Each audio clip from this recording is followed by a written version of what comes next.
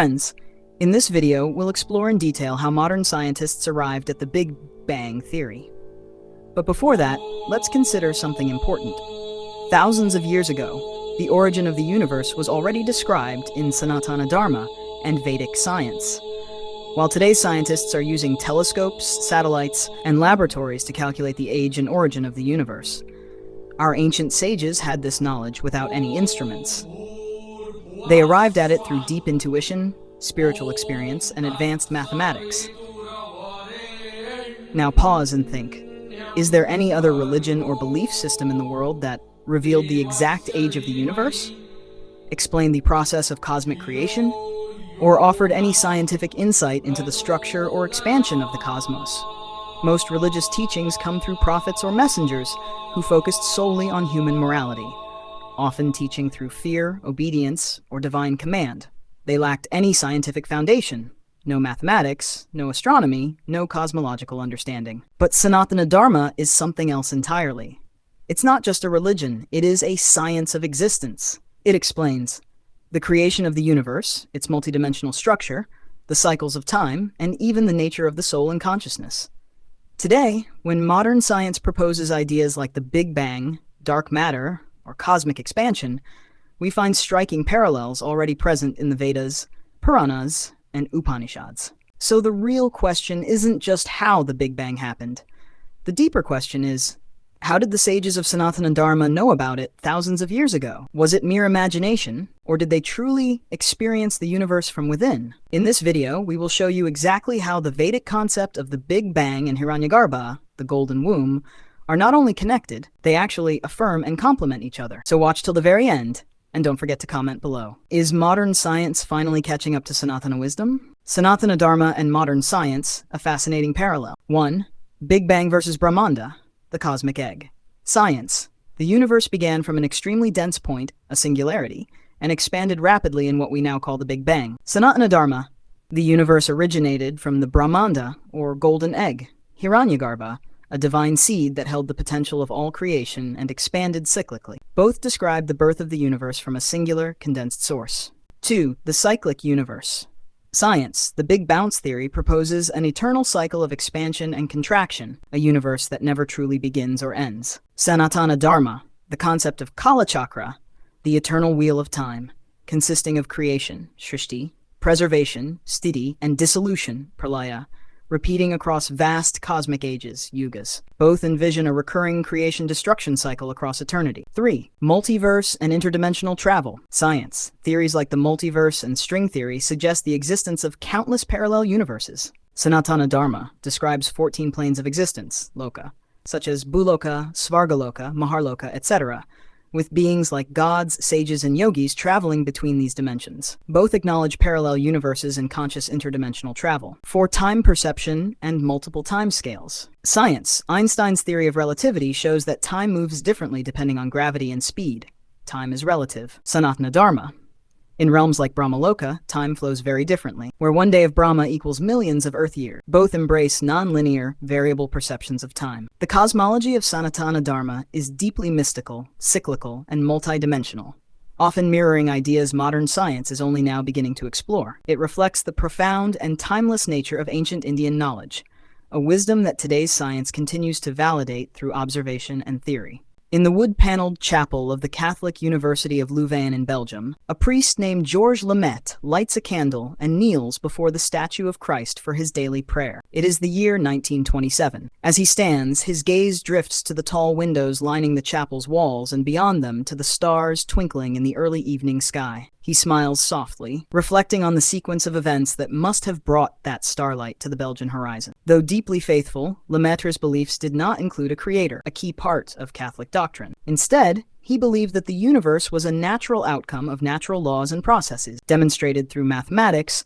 and evident in the motions of the heavens themselves. His remarkable insight would earn him 2 Nobel Prize nominations. Lemaitre was not only a Catholic priest, but also a theoretical physicist and cosmologist, captivated by the workings of God's perfect universe. It was here, in Leuven, that he began developing a theory that would profoundly shape our modern understanding of the cosmos. This theory stemmed from a striking observation. Space itself appeared to be expanding. Mathematics had mapped the universe's history, and Lemaitre mentally traced that history backward. He envisioned a time before humans, or any life at all, existed on Earth. Before that, the Earth itself must have formed as a barren rocky sphere circling the blazing sun. Before that, the sun ignited in a nuclear inferno, born from gravity's relentless compression of a vast cloud of gas and dust. That gas and dust were the remnants of countless generations of stars, each living and dying. Before our sun's birth, many stars had formed, fused elements in their cores, and exploded as supernovae, scattering the elements necessary for chemical complexity throughout the cosmos. Long before this, the universe contained only hydrogen and helium atoms floating inert in darkness. If space is expanding now,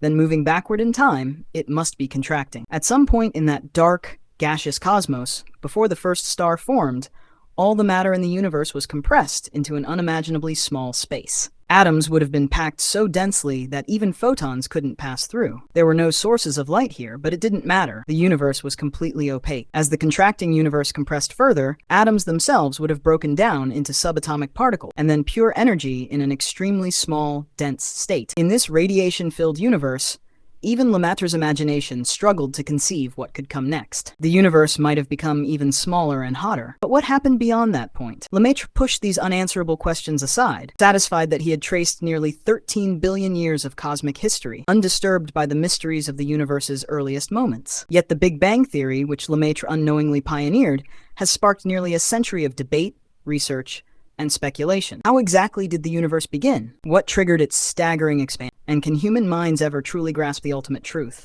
The moments that break down physics. Models of the expanding universe were originally based on Albert Einstein's theory of general relativity, formulated about 20 years earlier. But when Einstein heard of this radical new idea, he was uneasy. While he admitted that Lemaitre's mathematics were sound, he called the physics abominable. The problem wasn't theological this time, but scientific. The physics of the era could not explain how the universe could have begun or what that beginning looked like. Lemaitre had extrapolated the universe back to what he called the primeval atom, a single point containing the potential for the entire vast universe. We can trace time and space back to this point, but even today physicists are unsure what it actually looked like or how it worked. When all the matter in the universe is compressed into an ever smaller space, the laws of physics tell us density and temperature rise dramatically. Thanks to particle accelerators, we have some understanding of matter under extreme conditions, but only to a limit. Beyond that, past particles, quarks, and their mysterious companions, lies a universe of pure energy where the usual laws break down. In this hyperdense, hyper-hot primeval universe,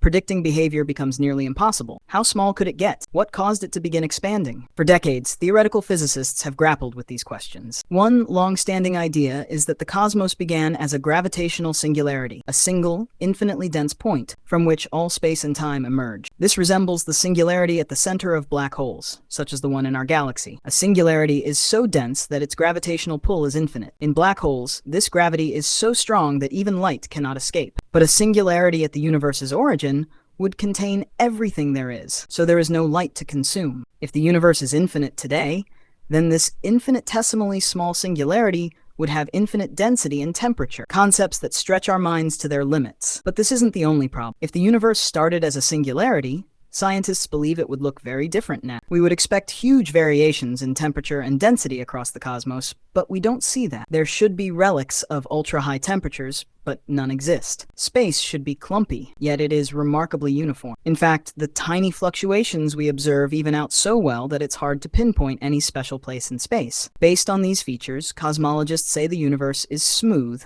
and the chances that a singularity created such smoothness are vanishingly small. There is another possibility. The universe began with a period called cosmic inflation. In this early moment, space expanded exponentially, doubling in size repeatedly at an incredible rate, much faster than the speed of light. This inflation stretched the universe flat and uniform, exactly as we observe today. The energy driving this exponential expansion eventually converted into matter and radiation, marking the beginning of time and space as we understand them. However, we don't know why the inflation ended or how long it lasted. We only see the last tiny fraction of a second of this process, about 1/10^33 seconds, when physics begins to make sense again. Could inflation itself have started from a singularity? Logic suggests not. If exponential expansion doubles size each moment, then running time backward means halving the size repeatedly, never actually reaching zero. From a mathematical view, a singularity of zero size is impossible. Currently, we lack the tools to understand or describe inflation beyond this point. We may never fully comprehend it, as its origins lie in a fog of pre-time, beyond science and into pure speculation. Thus, The Big Bang may not mark the universe's true beginning, but rather the limit of our understanding, a line drawn in cosmic sand, not the first moment of existence. It is the start of the history we can make sense of, perhaps several pages in. Yet, by pushing the edges of theoretical physics,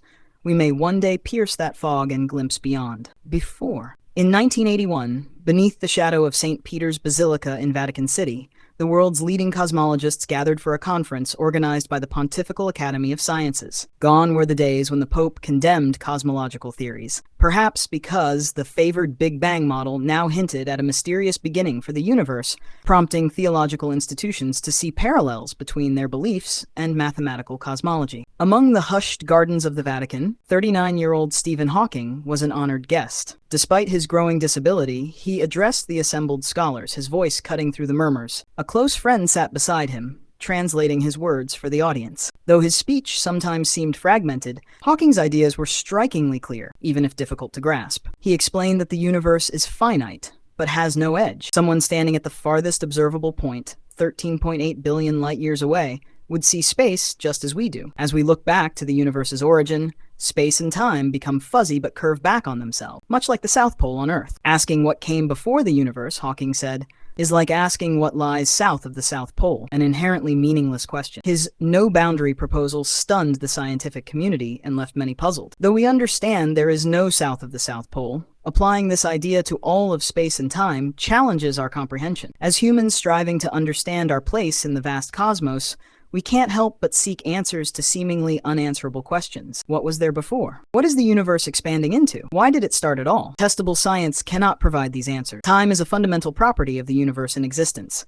There was no time before the Big Bang. Therefore, there was no before. Space is also fundamental. There was no space before the Big Bang. There is no outside. The cosmos simply is, defying all physical laws and escaping visualization or direct study. Yet, even faced with such profound mystery, modern science refuses to settle for "we don't know" or "we can't know." Scientists continue to speculate, taking obscure properties or mathematical concepts and exploring them, hoping to uncover speculative theories that might offer a glimpse, however small, into the impossible before and the intangible why. The Big Bounce, a popular speculation. One of the most fascinating theories in modern cosmology is the Big Bounce. It proposes that the universe is eternal, cycling endlessly between periods of expansion, like the Big Bang, and contraction, known as the Big Crunch. This idea of an ever-breathing cosmos has existed since the early 20th century. Only in recent decades have physicists begun to understand how such a theory might work. According to the Big Bounce model, in the universe's earliest moments,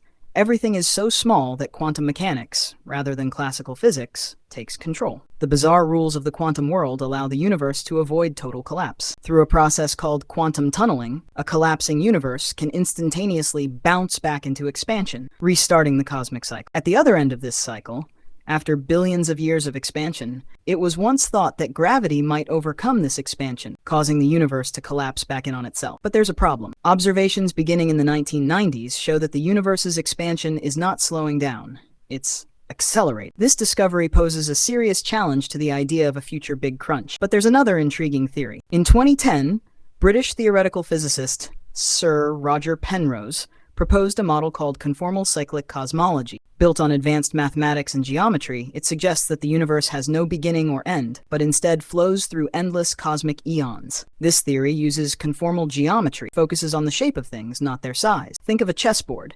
It retains its layout, whether it's tiny or massive. Similarly, in the distant past and future, when the scale of the universe becomes meaningless, hot, tiny universe just after the Big Bang may be equivalent in structure to a vast, cold universe at the end of time. According to Penrose, the death of one universe, when everything has been swallowed by black holes and space becomes cold and empty, naturally transitions into the birth of a new one. Our universe, then, is simply one eon in a potentially infinite sequence. But theories get even stranger. In 1995, at the University of Southern California, physicist Edward Witten made a groundbreaking proposal that united competing versions of string theory, which had been developed over decades to describe the fundamental nature of reality. According to string theory, all matter is made up of tiny, vibrating, one-dimensional string. But Witten suggested that these models could be unified in an 11-dimensional framework known as M-theory or superstring theory. In this view, our universe is just a three-dimensional brain, short for membrane,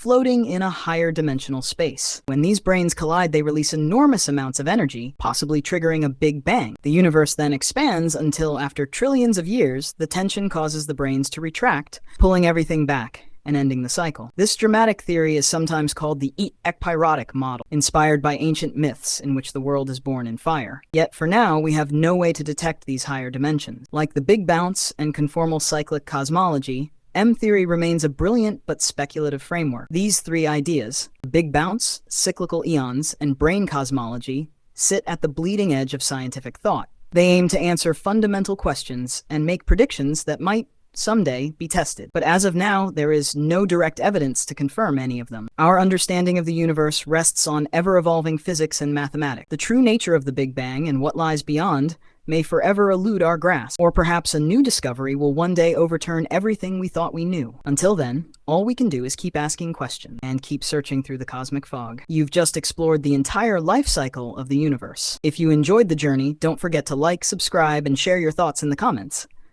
See you next time.